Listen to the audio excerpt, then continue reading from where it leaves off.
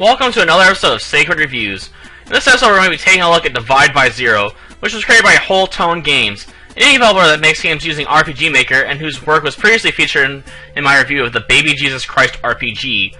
This little factoid leaves us with a burning question. Is Divide by Zero an improvement over the Baby Jesus Christ RPG, or is it a step in the wrong direction? The answer to that question is a bit of both in my opinion, though if you want the specifics, you'll need to stick around for a bit longer. Plot-wise, Divide by Zero is entirely absurd, but its very nature also makes it feel like a fresh idea in that category. Or at least I've never heard of a plotline about a scientist that tries to create a time machine that can divide by zero in order to travel back in time so he can save his wife. And while time travel isn't exactly a new idea in fiction, and time machines are old news as well, I've never heard of someone trying to travel back through time by dividing by zero on the subatomic level. So I'll give the team credit for coming up with a new idea even if dividing by zero violates fundamental principles of math. On the other hand, I also feel like this game isn't as funny as the previous entry we talked about. It lacks on the humor that made the Baby Jesus Christ RPG work as well as it did in my opinion. And while it isn't entirely absent, it isn't as pronounced either, which is a misstep in my opinion, since a game with a plot as out there as this game is, it could have used either a more comedic delivery of the plot or a lot of grounding in order to make it more believable. Generally speaking, the game does feel like a small step in the right direction for the most part. The character models feel a bit more refined from what we got in the Baby Jesus Christ RPG, but the enemies themselves feel a bit lazy since the numbers are rather plain in their representation. A little color or sharper angles could have given them at least a little more personality in my opinion. In terms of the world itself, the appearance hasn't really changed much, though that's probably to be expected since RPG Maker games work by using tile sets.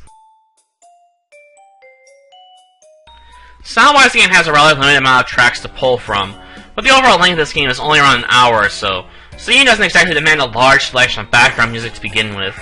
Outside of that nitpicky issue, the tracks are alright, even if they aren't particularly memorable in the long run. But the only major downside is this game, much like the Baby Jesus Christ RPG, lacks any sort of volume control. Gameplay-wise, the game does feel a bit better over the previous game I looked at, but still seems to share a few flaws with it, such as regular enemies being a bit too easy for the most part, a lack of equipable items outside of weapons, and your current health doesn't increase as you gain levels. On the mixed side of things is the money system in my opinion. The game doesn't give you any money for defeating opponents, so if you wish to buy equipment you first need to go to the TV station in town and age rate a show a few times in order to get starting cash. You then need to go to the restaurant where you can buy food items and sell them to specific patrons in the store in order to double your money. After doing this for a few minutes, you'll easily be able to afford a large quantity of healing items as well as buy weapons at the shop. I recommend the programmable calculator since it protects you from the air status effect. While this does weaken you a bit on the offensive side of things, it does mean you'll be prepared for the final boss in advance.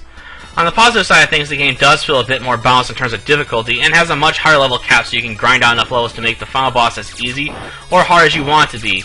This game also has gotten rid of its random battle system and replaced it with a system where battles are initiated when you and an enemy try to occupy the same space at the same time on the map. While Divide by Zero is largely a step in the right direction, it does feel a bit weaker on the comedic side of things in comparison to the Baby Jesus Christ RPG. Even so, the game is worth a look if you have an hour or two to kill, and it is a decent experience.